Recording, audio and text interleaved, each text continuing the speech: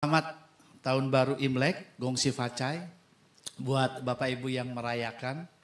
Tahun ini adalah Tahun Baru Imlek 2575. Tahunnya naga kayu. Bapak Ibu, perayaan Imlek itu adalah merupakan bagian atau salah satu budaya tradisi dari orang-orang Chinese. Tetapi kalau kita melihat perkembangan satu budaya, pada umumnya budaya itu dimulai dari adanya satu keyakinan akan nilai-nilai kehidupan yang kemudian ditransmisikan, yang kemudian diajarkan, yang kemudian disebar luaskan di dalam pengajaran pembelajaran sosial baik secara langsung maupun tidak langsung. Dan kemudian nilai-nilai ini, pengajaran ini berkembang ya dalam kehidupan masyarakat dari waktu ke waktu dan menjadi sebuah tradisi kebiasaan yang dilakukan. Fokusnya saudara adalah pada nilai-nilai kehidupan yang kemudian akhirnya dikaitkan dengan satu tujuan utamanya, yaitu memperoleh kehidupan yang dipenuhi dengan keberuntungan. Bagaimana caranya menghindari malapetaka dalam kehidupan ini? Itu sebabnya di dalam budaya masing-masing, di dalam keyakinan masing-masing, muncul yang namanya lambang-lambang, muncul yang namanya tanda-tanda, muncul yang namanya simbol-simbol, yang kemudian diyakini lambang-lambang, tanda-tanda, simbol ini sebagai acuan, sebagai petunjuk bagaimana caranya kita hidup supaya kita diberkati. Dan apa yang harus dilakukan untuk menghindari apa itu, ketidakberuntungan itu. Ya, mengejar hoki sama menghindari hal-hal yang membawa sial. Nah, saudara, di dalam tradisi Kristen itu juga ada tradisinya, saudara. Ada juga tradisi Kristen yang mengajarkan kepada kita bagaimana kita seharusnya hidup, bagaimana seharusnya kita jalani keyakinan kita sehingga kita terhindar dari malapetaka dan kita menerima berkat-berkat yang sudah tersedia, yang sudah disediakan. Itu juga termasuk tradisi, ya, tradisi di dalam kekristenan di mana Allah sendiri yang secara langsung menyatakan dirinya, Allah sendiri yang secara langsung membuat tanda-tanda itu supaya bisa dikenal dan dipelajari oleh kita umatnya sebagai petunjuk untuk kita bagaimana caranya hidup. Dia menyatakan dirinya terutama lewat firman Tuhan, sebagai tanda buat kita, sebagai lambang buat kita, yaitu firman yang hidup, yang membawa pada kehidupan dan yang menuntun setiap jalan hidup kita kepada apa yang Allah kehendaki. Jadi, di dalam kekristenan ini, penting saudara untuk kita mengenal firman Tuhan, kalau memang kita juga mau hidup kita beruntung. Amin. Kita harus mengerti rencana Tuhan dalam hidup kita. Kalau kita memang juga mau diberkati. Nah, tema inilah saudara, the true blessing. Berkat yang sejati sebagai tema topik bahasan firman Tuhan pagi hari ini. Yang akan diambil lewat Mazmur 133. Mazmur 133 ayatnya yang pertama sampai ketiga, karena cuma ada 3 ayat di sini. Mazmur pasal 133. Demikian firman Tuhan. Nyanyian ziarah Daud. Sungguh alangkah baiknya dan indahnya apabila saudara-saudara diam bersama dengan rukun. Seperti minyak yang baik di atas kepala, meleleh ke janggut, yang meleleh ke janggut Harun dan ke leher jubahnya. Seperti embun gunung Hermon yang turun ke atas gunung-gunung Sion, sebab kesanalah Tuhan memerintahkan berkat kehidupan untuk selama-lamanya. Bapak Ibu yang terkasih di dalam Tuhan, Mazmur pasal 133 ini adalah merupakan Mazmur, mungkin salah satu Mazmur yang paling pendek dari kitab Mazmur, cuma 3 ayat. Dan juga menjadi Mazmur yang paling sering dikutip. Bahkan dijadikan lagu yang sudah menjadi lagu favorit kita yang sering kita nyanyikan di ibadah-ibadah. Saudara tahu kan lagunya ya? Apa itu judulnya saudara? Oh betapa indahnya ya. Lagu itu sering kita dengar. Oh betapa indahnya dan betapa eloknya bila saudara seiman hidup dalam persatuan. Bapak Ibu yang terkasih di dalam Tuhan. Ayat ini sering kali kita lihat di dalam fokus kerukunan. Ya, di dalam fokus kesatuan. Itu sebabnya kalau saudara baca di dalam kitab LAI ataupun kitab-kitab yang lainnya, selalu judulnya dikaitkan dengan indahnya hidup dalam kesatuan, indahnya hidup dalam persatuan.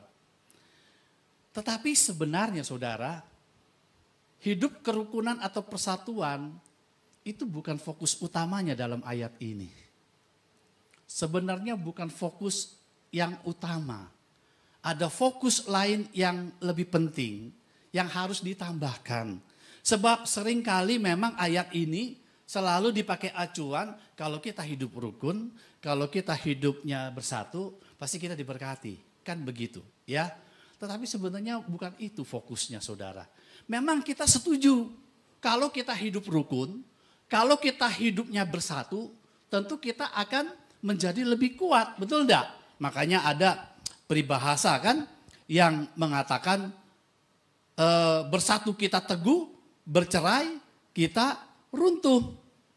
Itu sebabnya Bapak Ibu kalau kita ingin melihat, memang benar kita setuju, kita butuh kesatuan.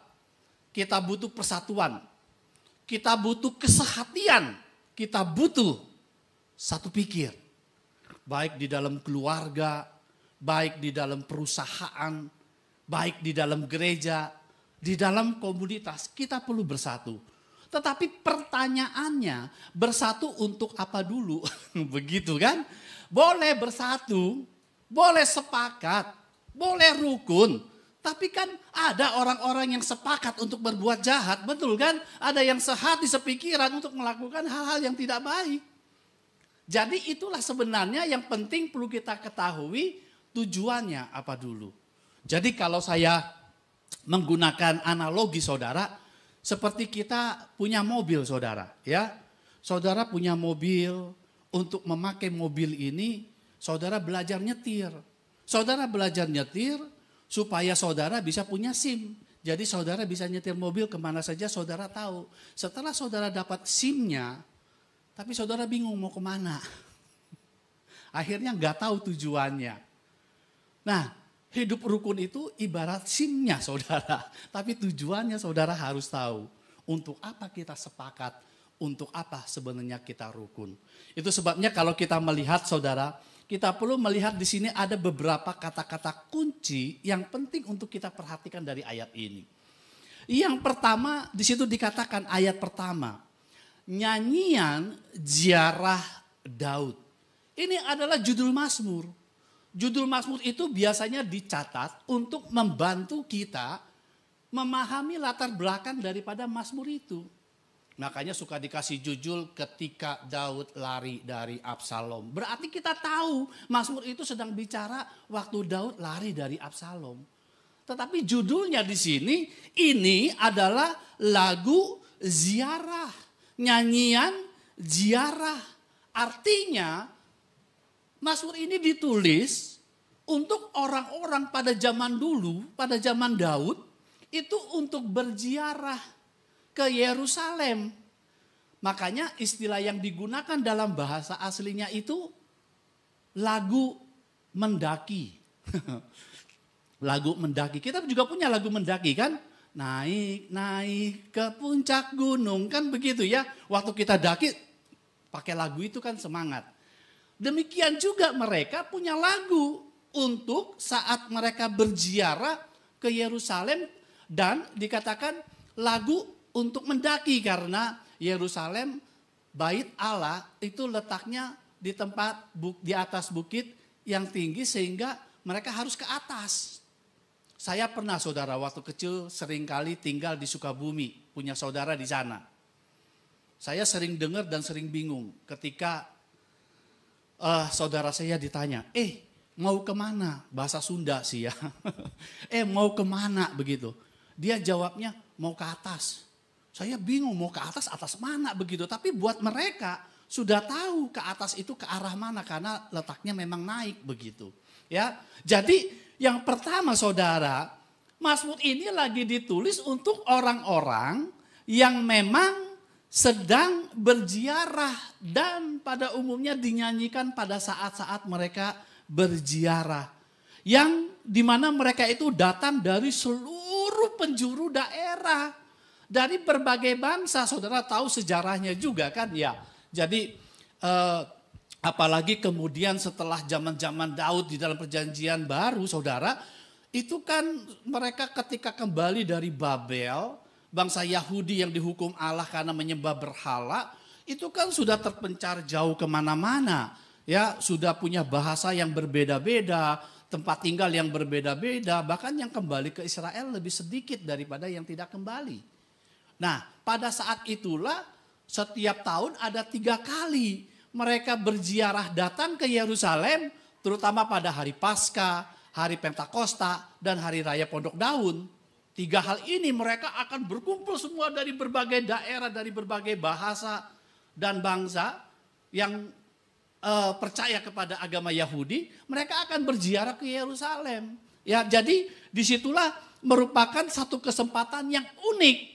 Di mana mereka datang untuk menyembah Allah.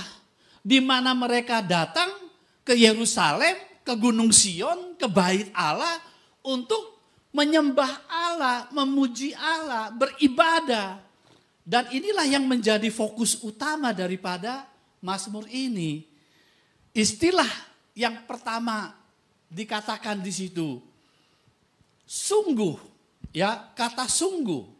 Nah, kata sungguh di sini sebenarnya saudara, ini kalau di dalam Alkitab itu muncul lebih dari 1000 kali kata sungguh ini. Biasanya diterjemahkan lihatlah, camkanlah, perhatikanlah, dan kadang-kadang tidak diterjemahkan. Nah itu yang kadang-kadang terjemahannya ada yang tidak diterjemahkan jadi kehilangan maksud daripada penulis itu. Karena kata sungguh di dalam bahasa aslinya itu sebenarnya satu seruan saudara. Seruan supaya pendengarnya itu memperhatikan.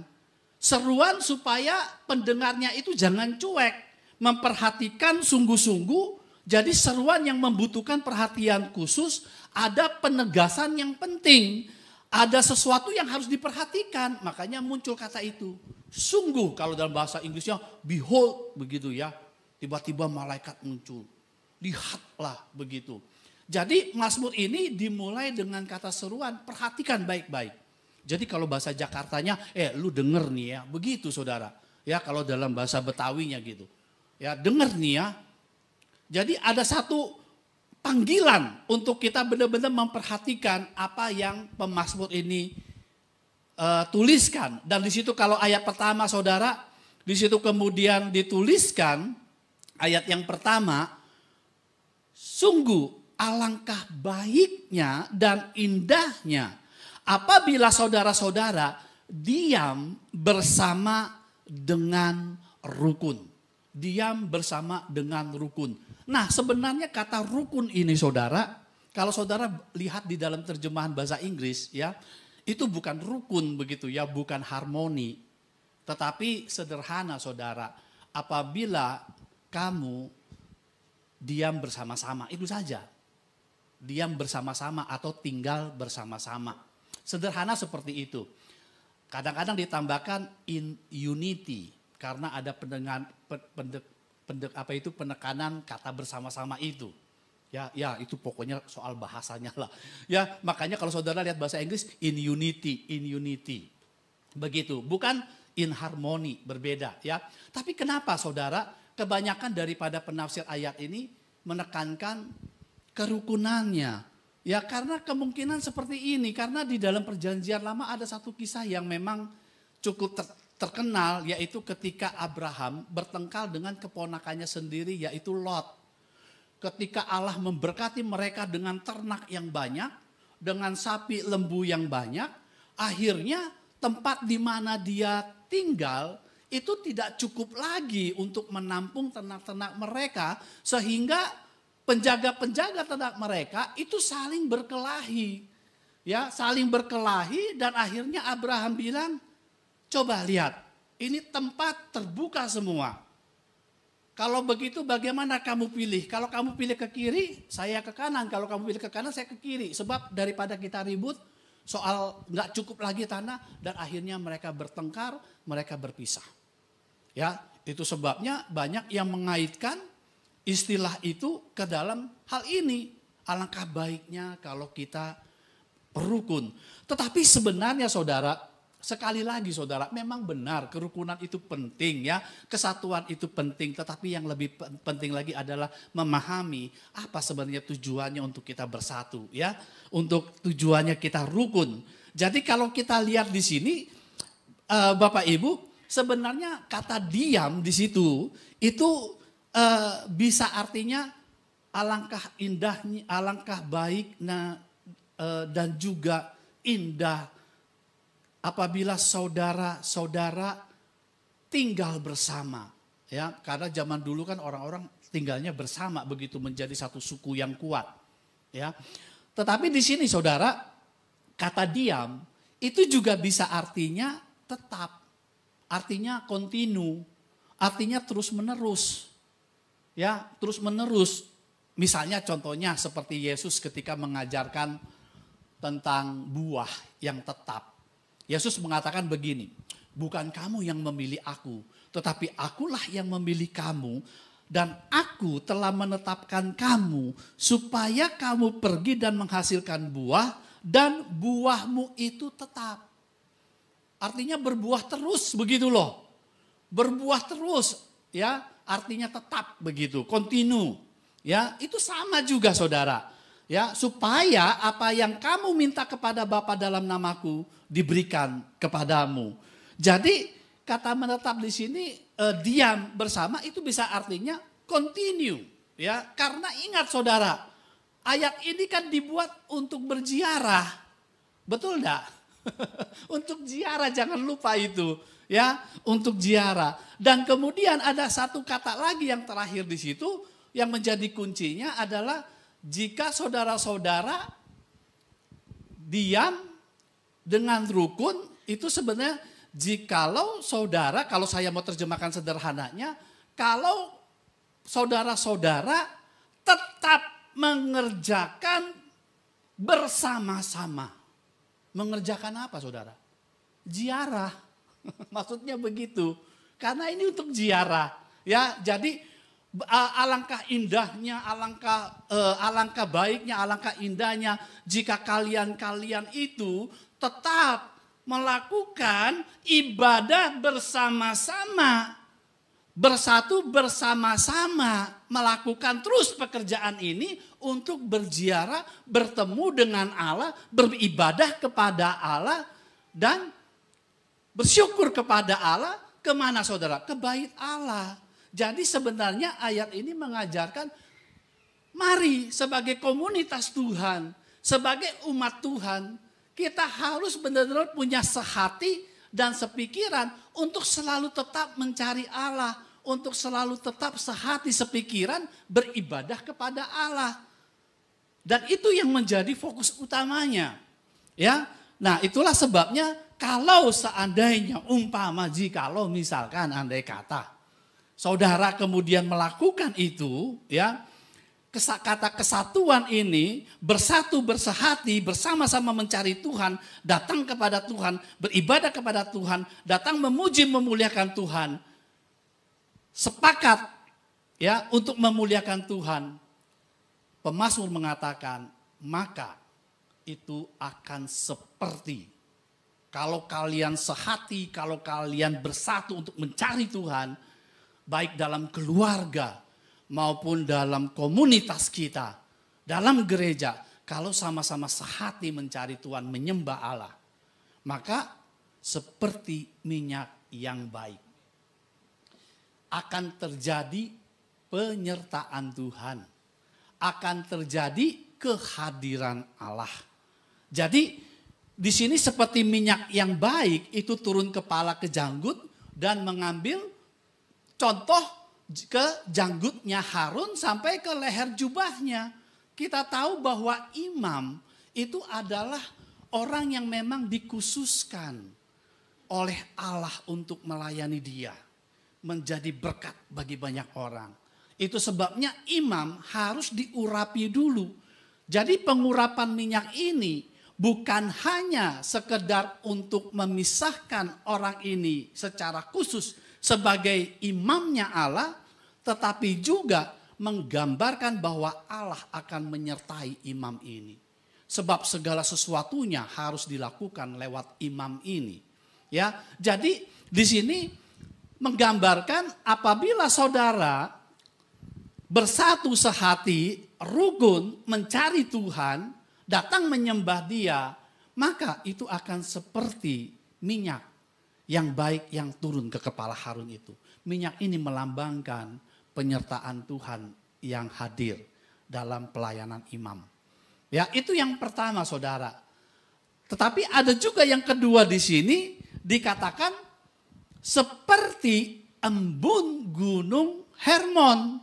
Ya, embun gunung Hermon yang turun ke atas gunung-gunung Sion. Jadi ada dua, bukan hanya penyertaan seperti Allah menyertai imam-imam itu, pengurapan itu akan ada, tetapi juga di sini juga seperti embun gunung Hermon. Gunung Hermon ini adalah gunung yang paling tinggi dan juga penting dalam sejarah bangsa Israel. Kalau saudara lihat di dalam geografinya, itu sepertinya tidak mungkin kalau embun di Gunung Hermon bisa turunnya itu ke Yerusalem, begitu ya.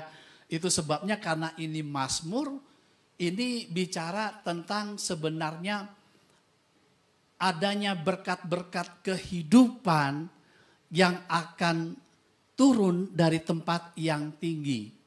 Ya, lebih menekankan itu. Kemana berkat-berkat itu turun? Ke Gunung Sion. Ke tempatnya Allah, ke tempatnya bait Allah, ke Yerusalem. Karena di Gunung Hermon itu ada muncul yang namanya itu mata air. Ya, mata air. Itu mata air itu yang kemudian mengalir sampai ke Sungai Yordan. Yang memberikan kesuburan di tanah seperti itu. Itu Gunung Hermon, saudara. Jadi Gunung Hermon ini sebenarnya melambangkan berkat-berkat Allah yang memberikan kehidupan dan kemakmuran bagi bangsa Israel. Dan juga bahkan di dalam Yeremia 18 ayat 14 sampai 15, di situ Allah sendiri mengatakan seperti ini. Masakah salju putih akan beralih dari gunung batu Sirion? Jadi gunung Sirion ini nama kuno daripada gunung Hermon ini, saudara ya. Apa mungkin salju putih akan beralih dari gunung batu Sirion? Masakah air gunung akan habis? Air yang sejuk dan mengalir. Allah membandingkan ya bahwa berkat-berkat yang sudah turun nggak mungkin habis. Begitu ya, itu dicatat di dalam Yeremia. Dan turun ke gunung-gunung Sion itu, saudara. Gunung Sion ini juga sebenarnya kalau saudara lihat bukan satu gunung yang penting sebenarnya. Dalam penciptaan tidak pernah disebutkan ya. Dan mulai menjadi penting ketika apa, saudara? Ketika Salomo mulai membangun bait Allah. Ketika Salomo mulai membangun bait Allah, disitulah di Gunung Sion, di Bukit Sion di Yerusalem, disitulah mulai Allah memerintah di sana.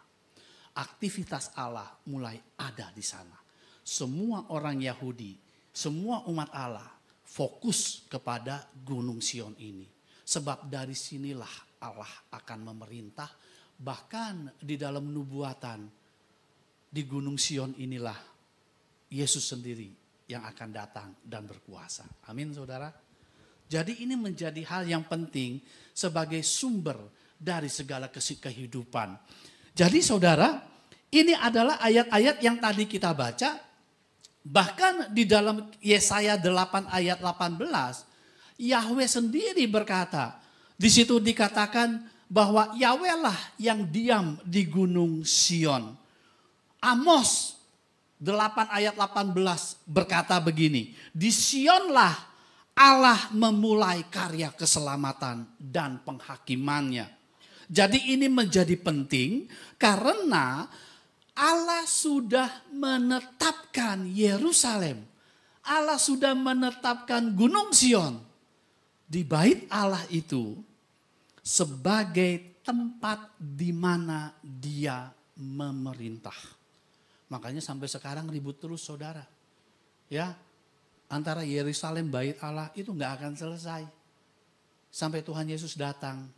Sekalipun bangsa Israel itu terus akan berusaha. Tapi ingat, musuh Allah itu bukan hanya manusia. Tetapi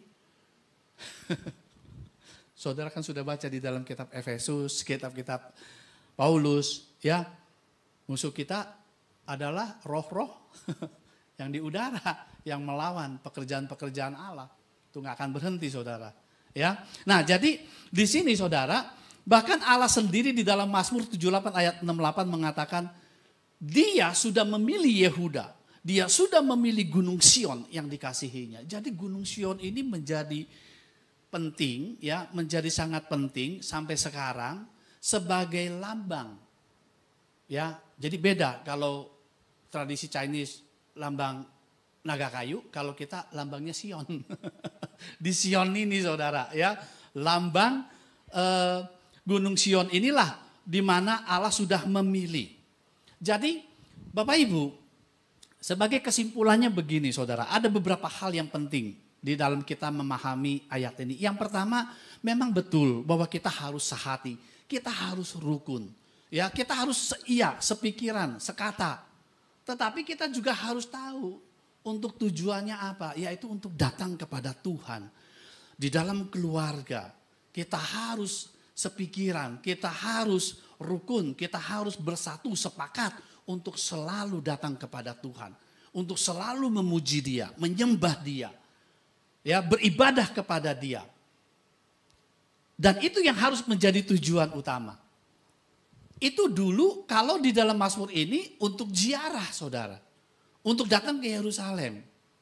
Tetapi kita sekarang yang sudah menerima anugerah Allah. Yang hidup di dalam zaman perjanjian baru. Kita sebagai orang-orang Kristen. Udah berbeda dengan orang-orang Yahudi. Udah berbeda dengan orang-orang Israel. Kita tidak wajib lagi harus ke Israel begitu. Ya, kita tidak lagi harus wajib menyembah Allah di bait Allah di sana. Tidak harus. Mengapa saudara? Karena kita yang tinggal di dalam anugerah Allah. Kita yang sudah mengenal Kristus. Karena Kristus itu sendirilah yang sudah menjadi bait Allah. Kristus itulah yang menjadi bait Allah kita. Saudara ingat ketika Yesus bertengkar dengan orang-orang Yahudi. Dia ngacak-ngacak orang-orang yang jualan di bait Allah. Saudara masih ingat? Tahu ceritanya? Dan apa yang terjadi? Atas otoritas apa kamu melakukan ini? Apa jawab Yesus? Rubuhkan, rombak bait Allah ini. Maka aku akan membangunnya dalam 3 hari. Orang Yahudi bingung. Bagaimana mungkin? Ini bertahun-tahun orang bangun, kamu bilang 3 hari. Dan saat itu juga perkataan Yesus dipakai untuk menuduh Yesus sehingga dia disalib. Ya, penistaan agama begitu. Jadi Yesus itu mengatakan rombak bait Allah ini. Maka dalam 3 hari aku akan mendirikannya kembali. Yang dibicarakan adalah tubuhnya. Yang dibicarakan adalah kematian dan kebangkitannya. Dan itulah yang menggantikan bait Allah. Di mana kita bisa berkenan kepada Allah. Di mana kita bisa menerima berkat-berkat Allah. Bukan lagi lewat persembahan kurban. Bukan lagi lewat darah yang tercurah lewat kambing domba. Tetapi langsung lewat darah Kristus. Untuk berkenan kepada Allah. Yesus yang menjadi baitnya. Jadi kita nggak perlu, saudara, kalau mau dengar doanya nggak usah harus ke Israel begitu. Ya nggak usah. Sebab ada memang teman-teman kita kan yang begitu ya. Titip doa nanti di tembok ratapan ya begitu. Repot amat, doa aja di sini. Tuhan ada gitu ya. Bukan berarti kalau saudara ke sana doanya lebih afdol loh. Enggak, saudara. Betul enggak? Saudara yakin kan? Karena Yesus sendiri bicara itu kepada perempuan Samaria. Perempuan Samaria itu, Yesus itu datang ke perempuan Samaria. Samaria ini mengatakan, bangsamu itu menyembah Allah di bait Allah di Yerusalem. Tapi kami menyembah Allah yang sama saudara. Allah Abraham, Ishak dan Yakub di gunung Gerizim. Ya karena orang Samaria itu kan yang dikucilkan oleh bangsa Yahudi karena kawin campur. Tetapi mereka memiliki keyakinan yang sama Allah Abraham, Ishak dan Yakub. Mereka tidak boleh ke Yerusalem karena dianggap orang kafir. Jadi mereka membangun bait Allahnya sendiri di Gerizim. Jadi terpisah padahal menyembah Allah yang sama. Itu sebabnya Yesus mengatakan akan tiba saatnya penyembah-penyembah yang benar menyembah Bapa dalam roh dan kebenaran. Maksudnya begini saudara, kamu gak perlu lagi ke Gerizim, kamu gak perlu lagi ke Yerusalem sebab Allah adalah roh. Dia bisa disembah di mana saja. Amin saudara. Tidak perlu lagi ke bait Allah. Makanya kita berdoa di sini, kita berdoa di rumah, kita beribadah di mana, di ruko, mau di rumah, bisa kita lakukan karena Allah adalah roh. Dia tidak tinggal dalam rumah buatan manusia. Tetapi dia tinggal dalam bait Allah yang dia buat sendiri, yaitu saudara dan saya. Kristus, Allah, Roh Kudus yang hadir setiap ketika kita percaya dimeteraikan oleh Roh Kudus. Jadi kita bukan hanya menjadi bait Allah dari Kristus yang mati itu. Ya, saudara, jadi di sini penting bahwa bait Allah itu sudah digenapi dalam Kristus. Ya, menyembah di dalam kebenaran. Maksudnya begini saudara, benar di situ artinya berkenan. Kalau dulu kan bait Allah harus potong kambing, potong sapi, ada sapi enggak ya dulu? Kambing dan domba begitu ya. Tapi setelah kematian Yesus itulah saudara, kita berkenan bukan melakukan hukum Taurat yang diperintahkan dalam hukum Taurat, tapi kita berkenan lewat iman kepada Kristus. Kita dibenarkan oleh iman. Ketika kita percaya, kita dibenarkan oleh iman. Jadi disitulah saudara letaknya di mana kita tidak perlu lagi berziarah ke Yerusalem, tetapi lewat Kristus semua sudah digenapi. Lewat Kristus. Dan yang kedua yang penting di sini adalah saudara, jangan mengejar berkat-berkatnya saudara. Jangan mengejar berkat-berkatnya. Nanti saudara capek, ya. Nanti saudara lelah atau bahkan mungkin tersandung. Tetapi kejarlah sumber berkatnya saudara. Mendekatlah kepada sumber berkatnya itu, yaitu Allah itu sendiri. Sebab jelas sekali Mazmur ini mengatakan, sungguh dengarkan ya saudara-saudara, perhatikan baik-baik. Alangkah baiknya dan indahnya apabila saudara-saudara tetap terus melakukan bersama-sama datang kepada Tuhan. Ke Gunung Sion, ke bait Allah menyembah Dia. Sebab kesanalah Tuhan memerintahkan berkat-berkatnya. Makanya Yesus mengatakan, kalau kamu minum air ini, kamu akan haus lagi. Tapi minumlah air hidup, maka kamu tidak akan haus lagi. Nenek moyangmu makan mana dari sorga. Mereka mati, tapi makanlah roti hidup yang memberi kepada kita kehidupan yang kekal. Jadi jangan kita cari berkatnya. Berkat itu nanti datang sendiri saudara. Amin. Berkat itu datang sendiri. Yang saudara perlu adalah saudara mendekatkan diri saudara kepada sumber berkat itu. Kepada Allah itu. Dia yang bisa membuka tingkap-tingkap di langit dan menutup tingkap-tingkap di langit. Amin saudara. Dia yang menaikkan raja-raja. Dia juga yang menurunkan raja-raja. Seberapa besar pun usaha kita untuk mencari berkat, sia-sia kalau tidak menyertakan Tuhan. Karena dialah yang empunya segalanya. Amin. Inilah pesan Mazmur ini di tahun naga kayu ini saudara. Untuk kita kembali kepada Tuhan. Untuk kita kembali kepada Allah. Untuk kita selalu punya hati yang rindu menyembah Dia. Mendekatkan diri, mengenal Dia, melakukan firman-Nya. Lewat firman yang sudah Dia berikan. Dan percayalah, Tuhan sendiri yang akan memerintahkan berkat-berkat itu kepada kita. Amin. Makanya Yesus mengatakan, kemarilah yang letih lesu dan berbeban berat. Aku akan memberikan kelegaan bagimu. Kiranya firman Tuhan pagi hari ini membuat kembali kita diingatkan untuk selalu mencari Tuhan dalam kehidupan kita. Saudara-saudara, mencari Tuhan itu bukan berarti kita meninggalkan apa yang kita kerjakan di dunia ini, enggak. Tetapi menyertakan Tuhan dimanapun, dalam keluarga, dalam pekerjaan, dalam komunitas yang kita lakukan.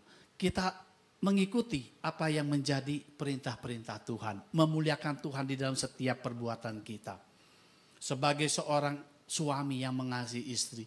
Sebagai seorang istri yang mendidik anak-anaknya. Sebagai anak-anak yang menghormati orang tuanya. Bertanggung jawab, disiplin dalam mengejar pendidikan ataupun pekerjaannya. Sebagai seorang tuan kepada hamba-hambanya. Kepada hamba-hambanya juga kepada tuan-tuannya. Semua itu kalau dilakukan, percayalah berkat Allah akan kita lihat otomatis. Karena itu semua sudah disediakan bagi kita. Kiranya Tuhan memberkati kita semua. Mari kita tundukkan kepala, kita berdoa.